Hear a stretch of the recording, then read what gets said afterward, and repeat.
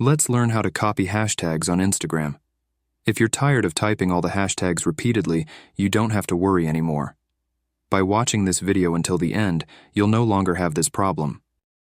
The first thing you need to do is open the Instagram app on your phone. Once Instagram is open, make sure you're logged into the correct account. When you open Instagram, you'll be on the home page, but you don't need to be there. You need to find the post from which you want to copy the hashtags.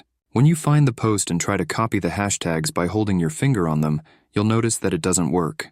But now you'll see an interesting way to do this, which works the same for both iPhone and Android. The next thing you need to do is take a screenshot of the screen where the hashtags are. After taking the screenshot, go to your gallery. Once your gallery is open, find the screenshot and open it by tapping on it. When you open it, select the hashtags by holding your finger on them. 3 options will pop up. Select all, look up, and copy, which is the one you need. Once you've clicked on copy, the next thing you need to do is open Notes. When Notes is open, create a new blank note.